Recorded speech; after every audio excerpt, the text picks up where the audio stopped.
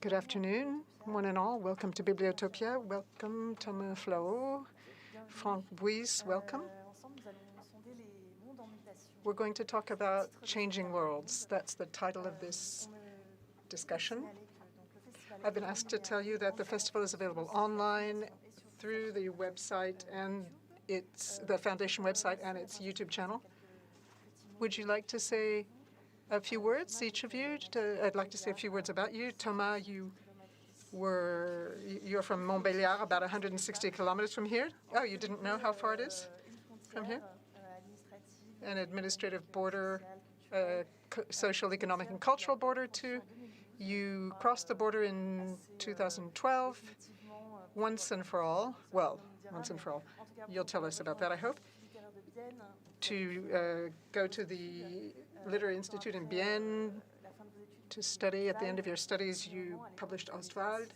You were only 26 at the time, so you were a very young first novel writer, if we look at the average age.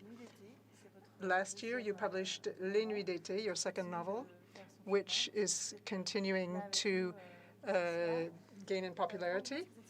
Franck Bouysse, you're a bit older than Thomas Flahaut, a tiny bit. And I think you've had several lives before you started publishing in 2004 or 2007. I can't remember exactly when your first novel was published. 2012. Sorry, I guess you can't trust my timekeeping. The Wind Drinkers was published last August. I believe it's your 13th novel? Nearly.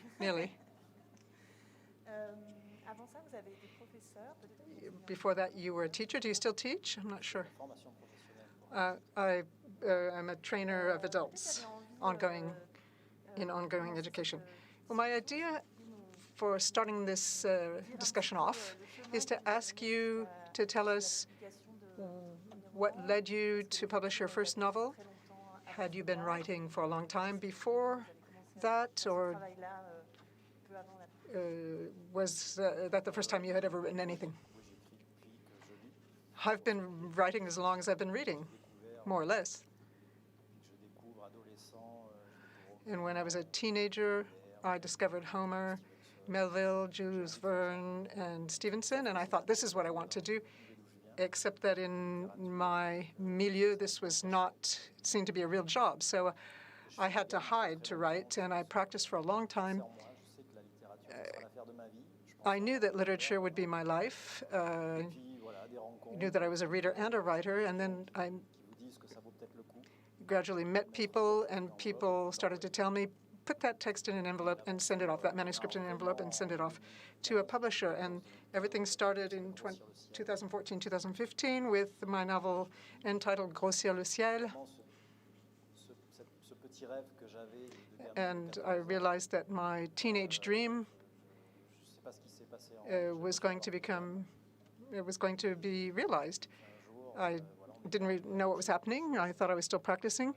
And then all of a sudden, one day, I realized that I had reached a point where I was in touch with something that was organic, carnal, and this is what I do today, and I even think that maybe it's the only thing I'm good at. So the Wind Drinkers, there are a lot of things that your books don't have in common, but also a lot of common points, and this is what we're going to talk about today, the differences and the commonalities between you and Thomas. There's an important place. The place is important in Wind Drinkers. How did you choose this place where there's a dam, and a bridge, which are important in the novel? Thomas Flahaut, in your book, the border is important. There are a lot of border crossings. And then the other place is La Combe, the factory that a number of the characters in your novel work. But let's start with the Gour Noir. How did you choose this place? Franck Bouysse, I didn't choose anything. Ernesto Sabato said that any work by an artist comes from a childhood obsession. Sooner or later, it catches up on you, catches you up. And for me, it was a mental image of a day when I went fishing with my son, and I ended up under this viaduct where my father had taken me fishing 40 years earlier. All of the emotions came welling up again. You don't necessarily know what to do with those emotions when you're a child or a teenager. But from that point on, that place chose itself, chose the novel, and triggered the rest of the process. I didn't know what was going to come of it. I had a mental picture of 4 children suspended by ropes under this viaduct, and little by little, I started to write little fragments from my childhood, from my teenage years, and from when I was a young adult.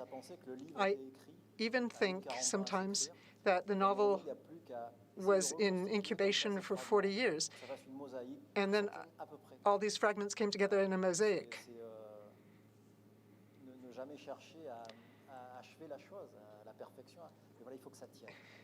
It's not perfection. I don't think perfection is a goal. We just want it to hang together.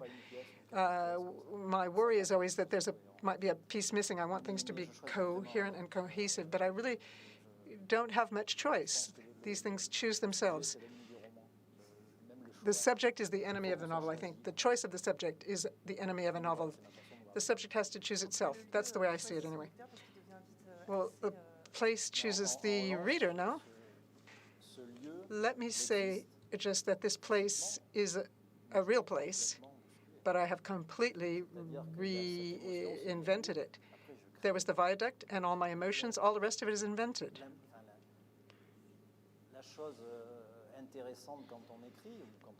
What's interesting when you write is that you try to touch upon something universal.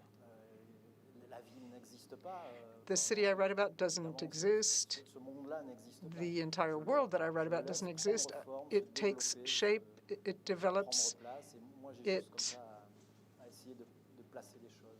and it's just up to me to put things in their proper place, to record them as being events that took place in this valley, at this point in time. So the Goule Noire may be an invention, but it's very present in your novel. The scenery is very important in your novel too, Thomas Flahaut. I don't know if you have personal experience with perhaps a summer job at this factory, La Combe. You did work there, at least for one summer, and you took notes, and based on your notes, you described this factory. Yes, La Combe doesn't exist. Well, if you open a map of the region between Bienne and La Chaux-de-Fonds, I think there must be dozens of places that are called La Combe. So in a world where 200 years ago everything was 20 kilometers from the other villages, they used to call everything La Combe. So that's why I chose the name, because La Combe is a common name in the Jura region. And the director of the factory that I write about is not interested in literature at all, but it's a way of respecting my friends and those who still work in the factory. In a factory, I did work in a factory when I was 20 years old, when I came to Switzerland to go to art school. And I wasn't expecting that. I worked in Strasbourg for 20 years. I started university there. That's where working-class children go. They go to the university. And I was an avid writer, but my writing wasn't something I wanted to share or show. It was moments in my day. In the evening, for example, I would always write before I went to sleep. And I met a playwright called Magali Mougel, a young playwright, and she told me about this literary institute in Switzerland, and I sent in an application with a very bad text attached, and I guess they didn't think it was that bad. Well, they might have thought it was bad, but they thought maybe that I had some potential, so they accepted me. And that's how I arrived in Switzerland, and I worked at the factory on the weekends and during the school holidays. So as I said, I was an avid writer, but I never thought about writing a book, even when I arrived in the Literary Institute. And when I was working in the factory, I did take notes, but not with any hopes of making a literary work out of it. I took notes to become Thomas again once I took off my operator's uniform, which I still use when I work in my garden. So I wrote in the morning, for an hour, then I would come home after work and have a beer with my roommate. And I didn't know what to do with these notebooks at the end because I thought it was a bit disrespectful to make this into a literary work. Friends of my father and childhood friends were working there. I'd lost track of them because when I went off to university. So it was a political and philosophical shock and a physical shock as well. I'm not strong like my father. My father is strong and silent, and I'm chatty and fragile. So here I was in the factory, and I was not very happy. So I started to write, and my first novel came out, but I was still thinking about this notebook. I thought I have to do something with it. What can I do? So now I'm 30, and this is really the first book that I've written where I can justify everything. Everything that I write in it, I have weighed and I have thought of it seriously, even if it seems a bit mysterious. And I think I learned to write over the years when I was working on it. I tried lots of different forms and voices. There was a book of poetry that I published myself, that I bound and published under my own label. It was in 2013. I wrote newspaper articles as well. I tried lots of different forms of writing. And then out came the novel. Well, in any case, it was a way for you to reconcile your origins, your vocation. The book doesn't necessarily come out of, does it come out of the working class world? Franck Bouysse, in your book, working class families mostly worked for the power plant, which you call the spider, and which you describe as an organic shows, a living monster that swallows its employees in the morning and spits them out again in the evening. Miranda is one of the machines that has to be operated or supervised. As you say in the book, the workers don't really have a lot of manual work to do. They just have to keep the machinery running and supervise it. So these machines, these spiders around which the world is organized, the world, and not the reverse. And since the theme here is change, let me ask you how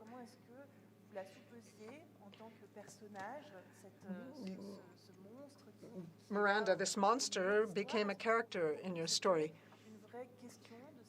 For you, was it a real issue to decide what role Miranda should have amongst all the flesh and blood characters? Well, I don't think I thought about it that much. When I write, I don't really think that much. It's a series of images that come to me, and the first image with these 4 children was the electrical lines. When I was a child, my grandmother never told me, but I immediately thought this could be a spider. It looks like a spider, sort of metaphor for a fantastical beast. One of my grandmothers used to tell me tales about local figures. and that remained in my memory, so very dark tales. But those are all pretexts. How do things take shape? How does reality mix and blend with? Actually, I don't know what reality is. I'm not really sure that I'm interested in reality. Perhaps that's why I managed to get myself out of difficult situations when I write.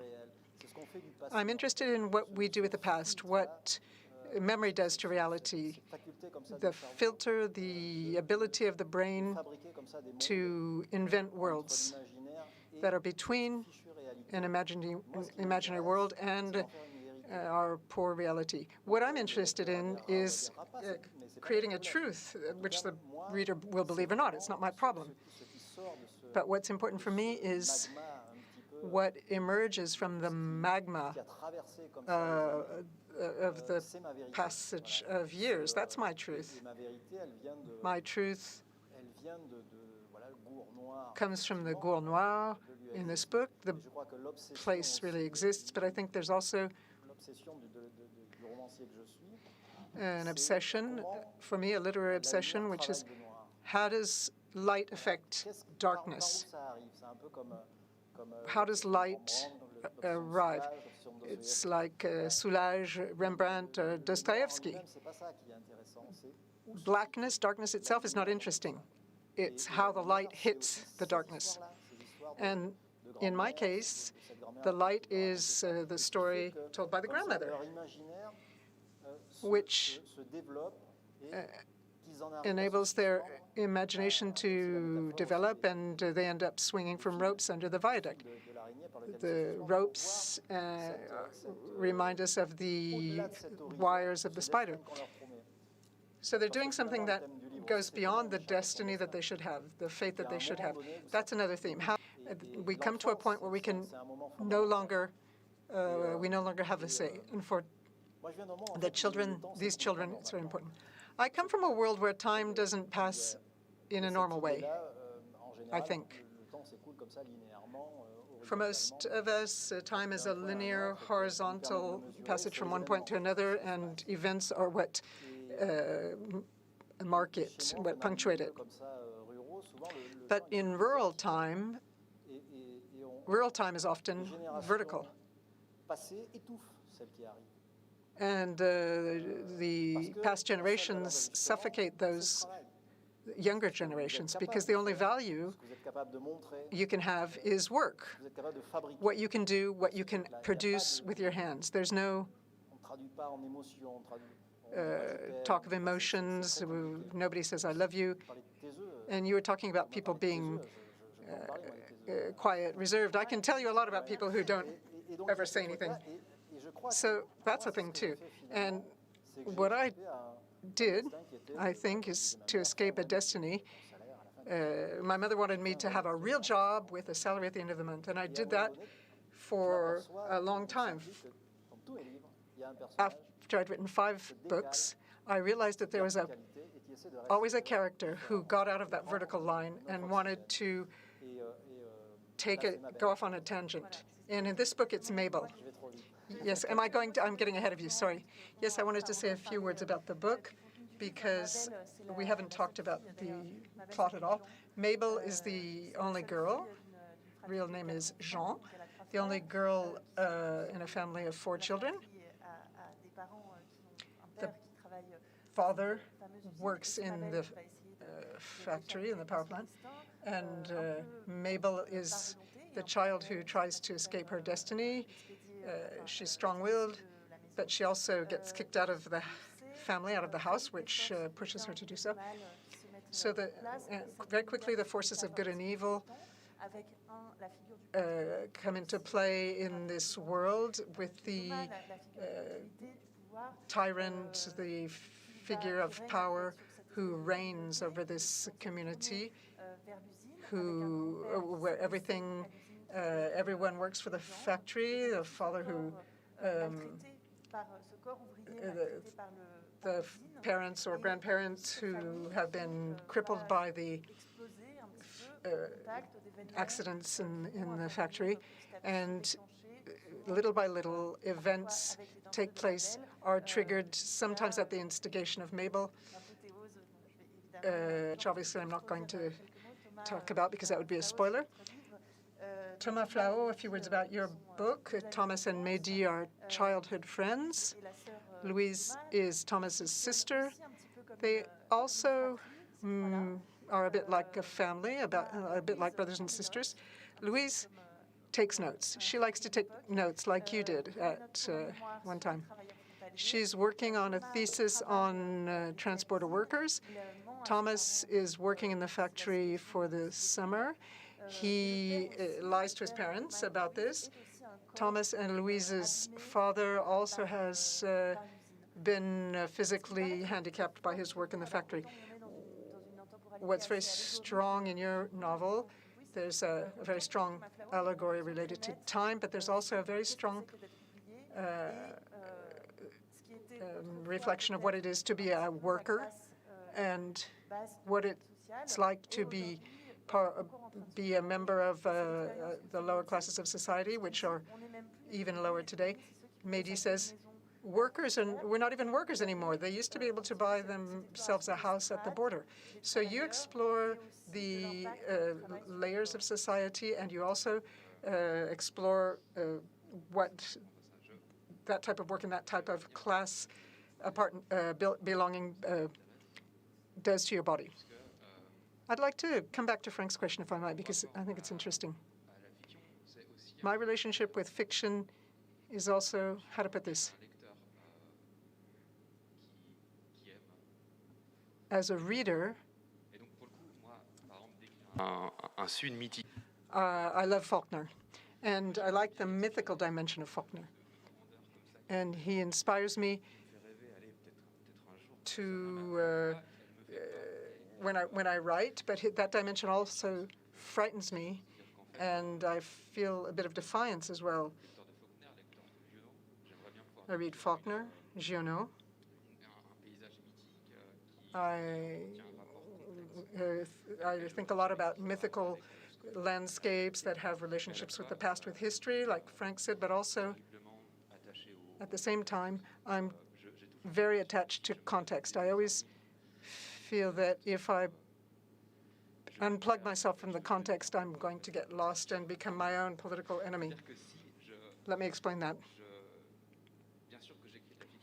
Of course, I'm a writer of fiction. I invent places, and the village of La Combe is an invention. But if I go too far from reality, I'm afraid I might start writing nonsense. Maybe a novelist, but I'm still afraid of getting too far from reality. I'm just saying it because it's a sort of complex that I have as a writer.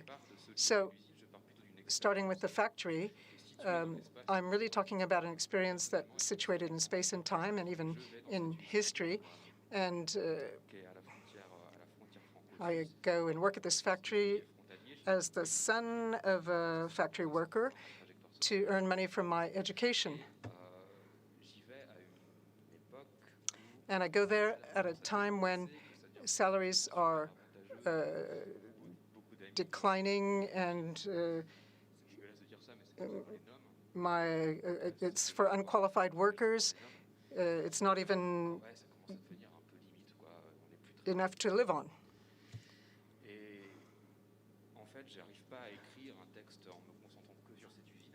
I couldn't write a text about the factory itself, so I moved out in concentric circles to the family, the neighborhood, and then the interactions and the journeys on the motorcycle. So that's how I go about it. I don't really care much about style. I mean, I don't concentrate on style.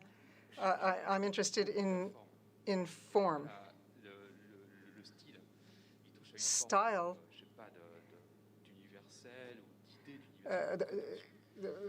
is something maybe a bit universal and a bit pretentious. That's something that I don't really believe in. Others may believe in it, but in practice, it hasn't been my experience. I'm attached to context and also the context in which the writing takes place. What's very important in my text is not just to tell Mehdi's story. I've known many Mehdi's over my lifetime.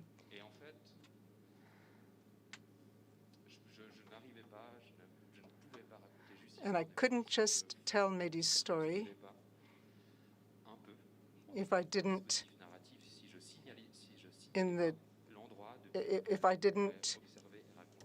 have a place from which I could observe these lives which are not my own. C'est pour ça que vous avez créé le personnage de Thomas. Is this why you created Thomas as a character who is a student who does not study? Yes, and he bears my name. It may be formalistic or systematic, but that's the work of writing. I didn't put this in the limelight. I wanted the reader to find this in the novel. I don't want the writer to say, you've got to think this or that. Was this a way of justifying your book? Yes. And there's also Louise. Louise and Thomas are twins. They're the two sides of the same coin. It helps me tell a story which is not my own while telling about my own story. That's exactly where I'm at this stage. Maybe I'll stay stuck there for a while. I'll continue exploring this method of writing fiction, of conceiving fiction, which is to say from where I'm speaking. It seems very important to me. Franck Bouysse, you spoke about light and dark. I'd like to speak about text and silences. There's a relationship to silence which is very important in the two books. I'd like to read an excerpt of both books. Thomas Flahaut, at the beginning of your novel, you describe the father. You say of this father, silence is his way of being, his ethics. From this silence is woven the entire relationship he has to his son. And you, Franck Bouysse, there's also the character Martin, the father, who's a man of few words. He's paralyzed by his own silence, which leads to a lot of suffering, to a lot of injuries in this family. One of your characters says, in the course of their conversation in the Admiral, Gobo had gave him to understand that silence is a vast prison where you lock up your fears. So I wanted to ask both of you about your relationship to silence. You said that you could speak about people of few words. To which extent this social context, these trades, these hard lives, sculpt this silence, shape this silence, which becomes a very thick wall inside the houses. We spoke about the factory, but there are also scenes, family scenes that are very important, family tables where people eat together in silence without speaking to each other, whereas they would have so much to share. It seems quite contradictory for a writer to work with silences. In which extent was it important for you to work with silences? What do they say? I don't think it's contradictory for writers to work with silences. The point is to make these silences meaningful. These characters, these people of few words, I've seen all my life. And the issue is, how do you manage to say things when you've never been taught how to say them? They can say them. All they need is to have the keys. I was a sponge. I've always been a sponge. As a child, I was constantly observing, looking at the way they expressed themselves, what they were saying. When they spoke wasn't exactly what they meant. And then there are gestures. I understood very late, maybe too late, that they were poets. Unbeknownst to them, they were poets. All you need to do is look at them. It's the way they express themselves because they've never learned how to express themselves differently. They have the right gesture, the right way of holding themselves. I don't know whether you've ever seen someone cut grass. It's an art. Try it yourself and you'll realize the art that it is. So there's poetry in these gestures that I've understood. There's an excerpt at the end of the book where Martin's father, who's handicapped, who's disabled, sees her make coffee, and he sees the poetry in this scene. Now, is it too late? Is it the right time? But he has a revelation at this given point in time, and I think that as I was writing, I realized that what they had to say to me is all the things that I hadn't been able to express, that I hadn't been able to understand, that I understand now. When I see my mother, she wasn't able to stay on the farm. There were 2 kids. She became a teacher, a primary school teacher. She started as a teacher substitute. All her life, she lived close to the farm, but upon retirement, her hands changed. She had teacher's hands, and little by little, I could see her hands change, and her hands became those of a farmer again. These changes occurred, and all you need to do is to observe them. Now, people of a few words, I don't know what this really means. All you need to do is to understand, to decipher. Now, obviously, when you don't have the key, you can think to yourself that they're rustic, but that's really not the case. So yes, indeed, I try to make silence speak, and silence is music. Well, music, I dream to be a musician. Well, you are in a sense. I try to be, yes, I try to be. Sentences need to sound a certain way. I don't know whether it's my style or not, but I need to have a rhythm, a pace. My sentences need to be rhythmic if words are not in their usual place. Emotion takes precedence over meaning. There's this song by a French singer, Alain Bachung, La Nuit Je mens. You listen to the words, it doesn't mean a single thing, but the emotions are there. There's the rhythm, there are the words. You attach to a certain number of words as a child, as an adult. You hang on to these words as the children are suspended to the viaduct. As I read your book, there's this sentence, you've got a flow that's extremely powerful, that conveys a lot of meaning. It's like the electric power of a dam that opens up. We enter into your novel with this first chapter, which is almost biblical. It's the origins, it's Genesis. You enter into this sentence, and it's hard to get out of the rhythm. You need a few hours in front of you because once you get drawn in, you can't come out of it. So there's this music that's extremely powerful, very strong. Well, to me, William Faulkner is also the greatest writer of all times. So yes, there's this. There's this influence in my work, and it comes from Homer, from Shakespeare. There's this thread. Well, in your prologue, there's an epic strength that draws you in. I was on the train reading it. I didn't have to come out of the train, but I was drawn in by the epic force, the epic strength of the language you use.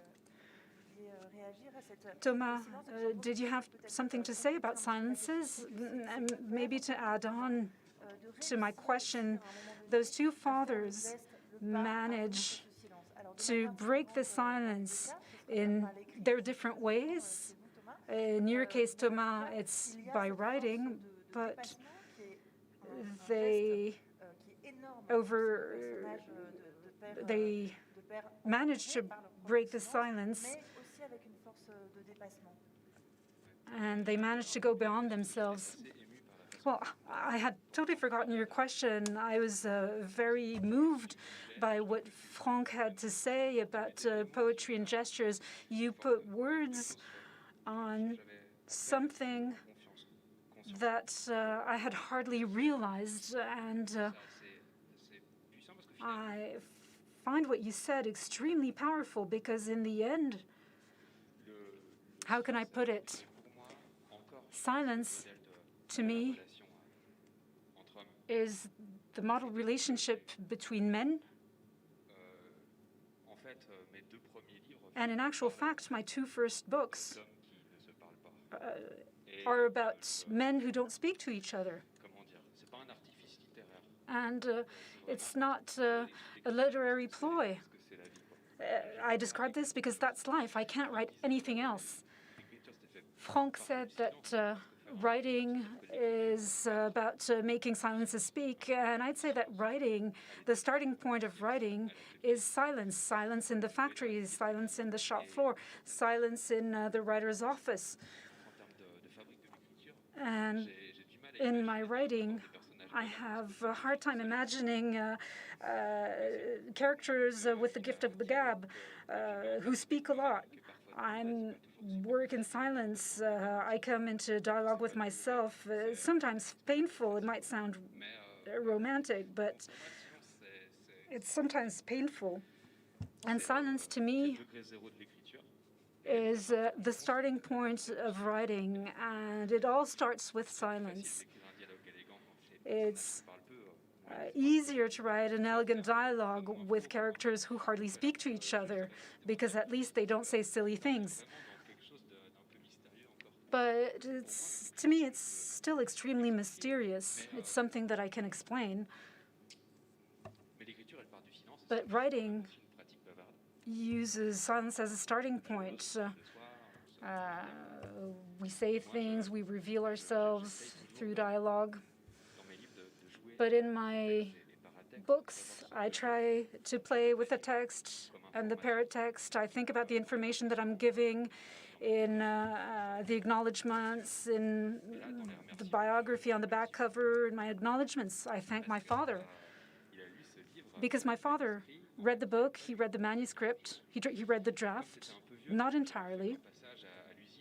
I had only been very briefly at the factory. I didn't write things as an ethnographist. I sent him the passages where I speak about the factories to ask him whether I described things properly. Do you understand it? And he corrected a certain number of things in my draft, in my manuscript, given that he knows my setting. But what I try to do in my books is to record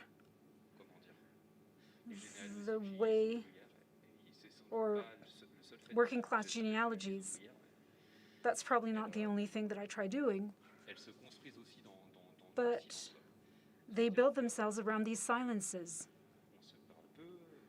People talk very little to each other. They don't express emotions. Now, I'm not doing the work of my father or of my grandfather. My grandfather was a metal worker. He was the elite of the working class, in a sense. And I feel tiny right next to them, given the amount of knowledge that they have. But writing this little passage about the factory, it was just a summer job for me. Why should I be speaking about it in a book? And in actual fact, it was a way of breaking a kind of silence and of imagining our common ground, a space in common between us. Anthropologically, it's an initiation rite. Describing this, all of a sudden, I entered into a friendship with my father and my grandfather, which is something absolutely beautiful. It moves me speaking about it. And that's it, I think. There's another scene that's common between your two books, which also seems to be a way of breaking the silence. It's the silence. It's the strike, trade union mobilization, the revolt. These mass movements, this solidarity comes and puts an end to the solitude felt by these workers who silence the humiliations, their physical suffering. Did you rejoice in writing these parts? I don't usually rejoice when I write.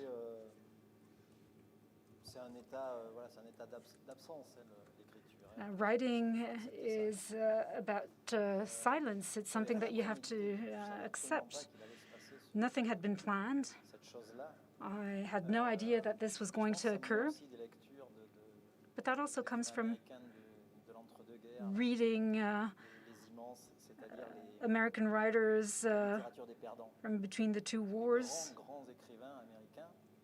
These major writers from the South, the losers. And revolt often comes from outside. The spark that triggers a strike often comes from outside. In this particular case, it's Gobo. Joyce is a Faulkner-type character. Faulkner is the foundation myth. And that's the way it happened. That's the way it occurred. From the start, in the prologue, you get the feeling that they accept their fate, but there's something underneath. And then there's music. They go to the bar. Now, I don't want to spoil it entirely for people who'd like to read it, but there's something like this that happens. There's someone from outside, a foreigner, there's music, then there's a girl, Mabel, who arrives in town. There are all these elements that come together and that make it possible. Well, for readers, it's a moment of hope that's very powerful. We're drawn in. We feel sorry for these lives that know very few rewards, that have very little joy. And then there's vitality of the community. It's almost like a utopia. I'm not going to spoil it either for readers. Thomas, was it important for you to get to that point in time? If it had been important right from the start, my book would have been a pamphlet and not a novel. As I wrote, there is a tragic event that happens at the end of the text. It's not the strike. The strike comes in reaction to this event. I had this in my line of sight. I'm a novelist, and in novels what's important are the relationships between the characters that I want to make as tangible as possible.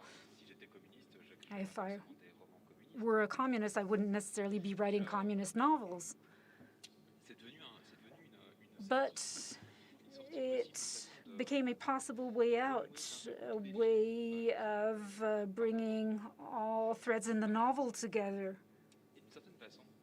And in a sense, if there's a revolt,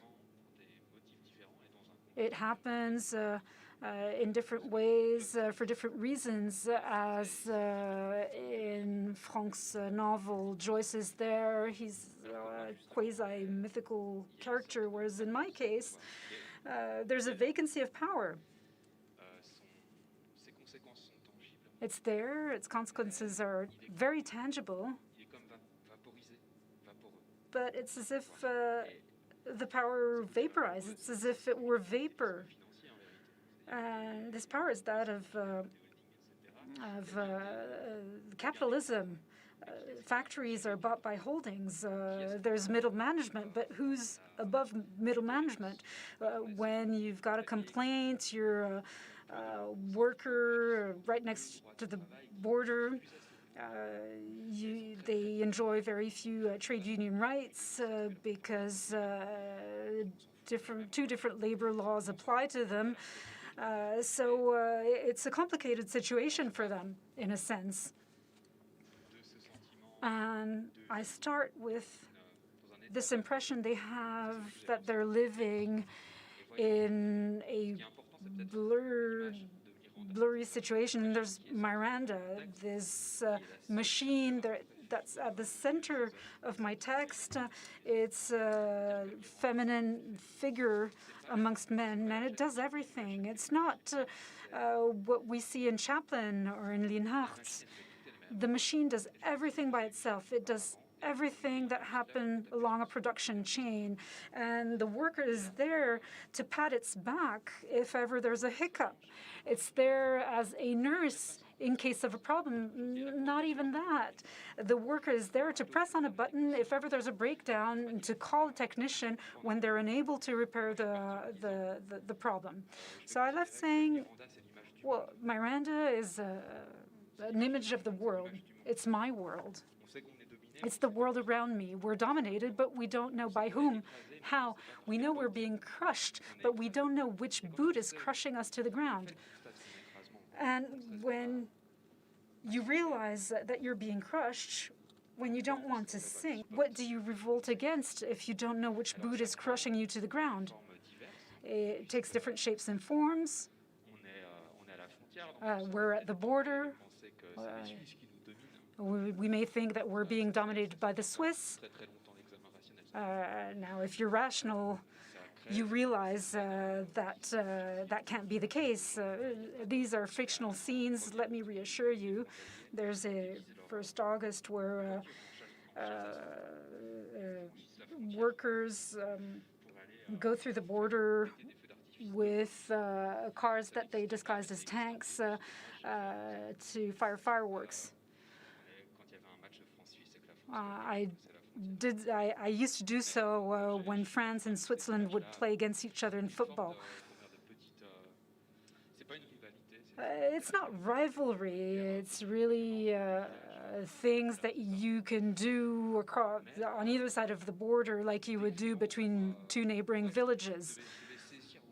We're just teasing each other, really. But I wanted to see where the border is between those who dominate and those who are dominated in the characters that I was describing. And in a sense, at the end, the issue of the border is no longer there. It no longer matters, or it matters in a different way. They start protesting because someone died. They say that they may be a group, that they may be a community who shares a certain number of things, and they share at least some form of anger, and that's something that they say to each other. It's banal as a kind of revolt. But at least they spend that time, that morning together. I don't think it's a political answer, but to me it's a political image. I say to myself, well, we don't exactly know who's crushing us. It's hard to know in the context of such factories. But maybe, I say maybe, we can look at each other differently. We can look at each other differently than we do currently. French worker looking at the Swiss worker, the operator looking at the worker. This was something that I thought was funny. I was wondering how it would be received by a Swiss reader, and it was my way of saying, I don't mean you ill. Well, I hope we'll hear from a Swiss reader to see how they've received your novel. To conclude, you spoke about Miranda, this machine that embodies the invisible power that is hard to fight against, and that's its strength. Franck Bouysse, this reminds me of a point in your book where there's wandering in the city. It looks like a ghost town in those Western movies. The city is only lit by open fires. There's this power plant that is shut down. It works enough to light up the neighboring town. There's the Promethean dream, Joyce, who dreams of power and growth. I was wondering whether your characters also want to revolt, and if so, against whom? And then there's this power plant. This power plant embodies progress, technology, and potential destruction of this technology without us being able to identify them, without us being able to fight against them. Sorry, excuse me? Sorry, I was listening to you and I was thinking about Goethe, who said that grandeur is not reaching your goal. And I think writing is about that. It's accepting that things are not necessarily final. Once I finished the book, I said to myself, none of this is serious. We spoke about reality, we spoke about truth. There are several levels. And I think it's the first time that in one of my books,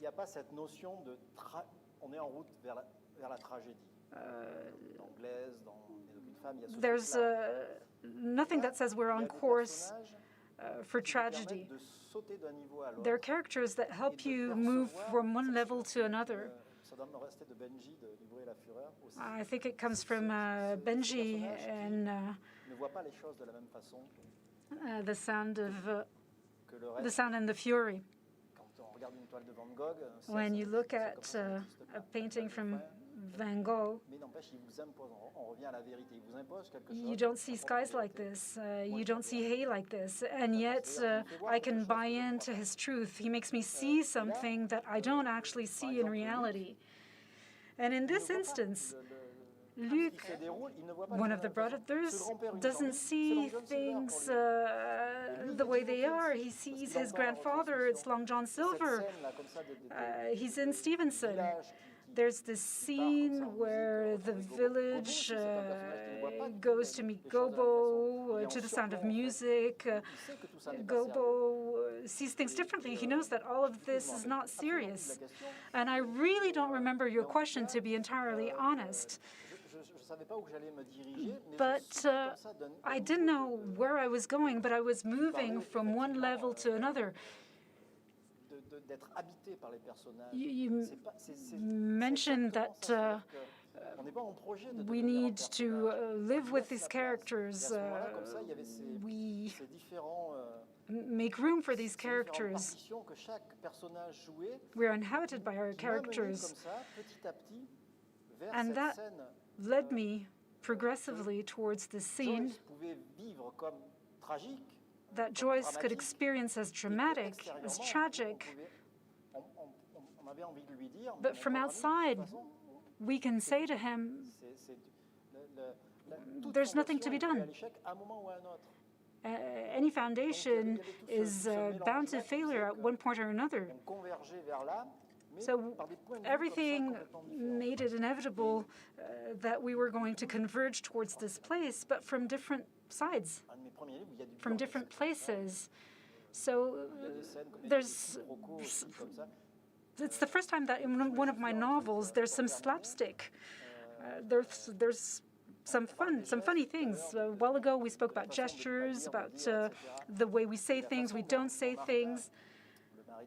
And there's Martin. The way he finds the way he manages to make him understand that things are going to change is by hitting his feet at the door, and that's it. There's always also a beautiful scene, almost as nice as the coffee machine scene. Thomas, would you like to have the last word?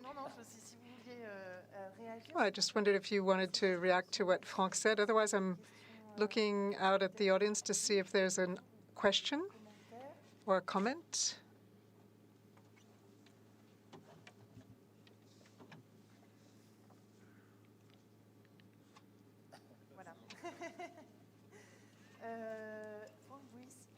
Franck Bouysse, Wind Drinkers, published by Albin Michel. Thank you very much for the book. Thank you for sharing your thoughts with us today. Thomas Flahaut, Les Nuits d'été, Édition de l'Olivier. Thank you to you. Thank you to the audience and all of those following us online. And thank you to our two interpreters who've made it possible to listen to this session in English. And I wish you a very pleasant rest of the festival. Merci.